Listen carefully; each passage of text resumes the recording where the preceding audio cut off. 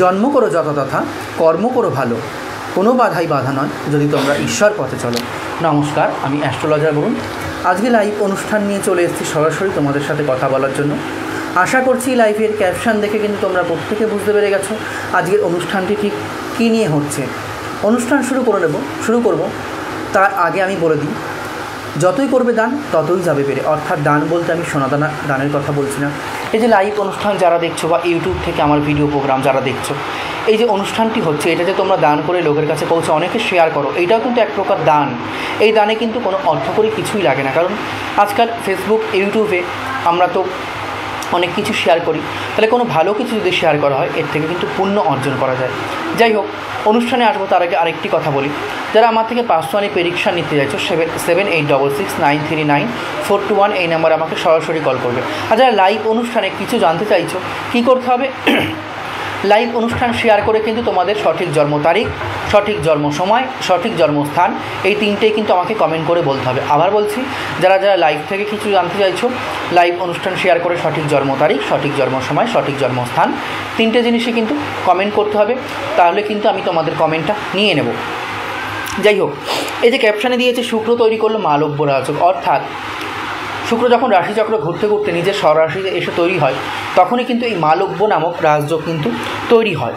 আর এই মালব্য রাজযোগ তৈরিতে 5 রাশির জীবনে কিন্তু বিরাট পরিমাণে উন্নতি হবে, ধন সম্পত্তি বৃদ্ধি পাবে।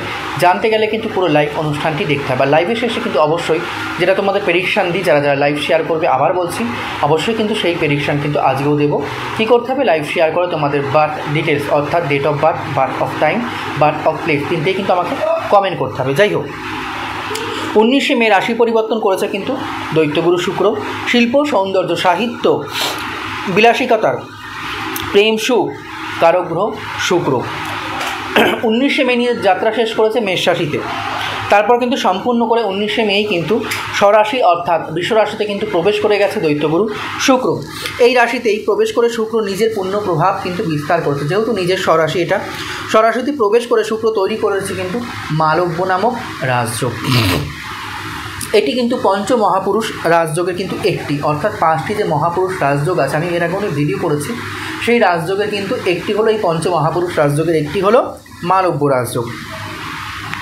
12ই জুন অর্থাৎ প্রায় 1 মাসের কাছাকাছি, 1 মাসের থেকে কিছুটা কম, বিশ্ব রাশিতেই কিন্তু উপস্থিত থাকছে দৈত্যগুরু শুক্র। আর 12ই জুন অবধি কিন্তু মালব্য রাজযোগের কিন্তু প্রভাব থাকবে এই 5 রাশির জাতক জাতিকাদের উপর। এইবার কিন্তু আসবো সেই কোন ভাগ্যবান 5 রাশি যারা এই মালব্য নামক রাজযোগের কিন্তু সুন্দর প্রভাব তোমাদের জীবনে কিন্তু দেখতে পাবে। প্রথম আসবো যারা মেষ রাশি বা মেষ লগ্নের জাতক জাতিকারা রয়েছে। দেখো, মালব্য রাজযোগের প্রভাবে তোমাদের কিন্তু ধন অর্থকরী কিন্তু এই সময় কিন্তু বৃদ্ধি পাবে। কাদের? মেষ রাশি বা মেষ লগ্নের জাতক জাতিকাদের।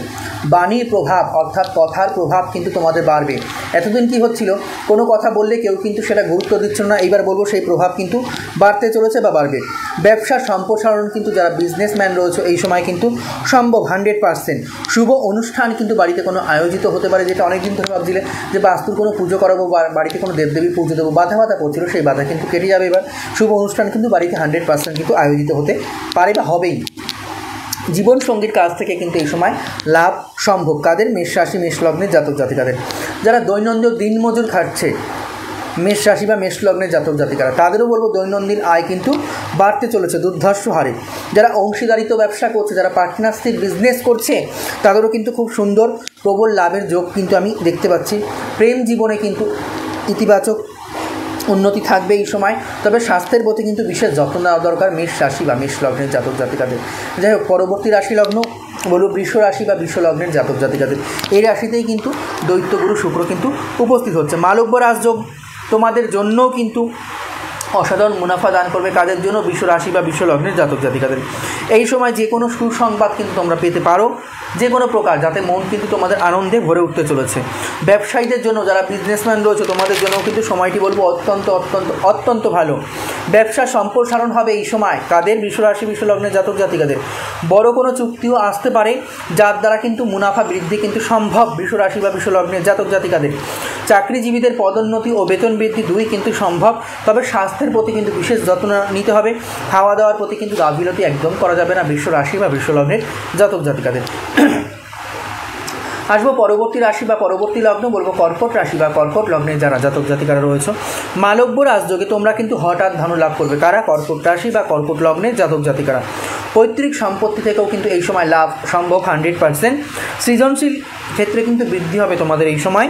সন্তানদের তরফ থেকে যারা পিতা মাতা রয়েছে কোনো না কোনো প্রকার সুসংবাদ বা সুখবর কিন্তু পাবে এই সময়। সুখ ও সাধন বৃদ্ধি পাবে। মায়ের স্বাস্থ্যের উন্নতিও কিন্তু এই সময় সম্ভব কর্কট রাশি বা কর্কট লগ্নের জাতক জাতিকাদের, যাদের মায়েরা দীর্ঘদিন ধরে অসুস্থ ছিল, অসুস্থতা কিন্তু কেটে যেতে চলেছে।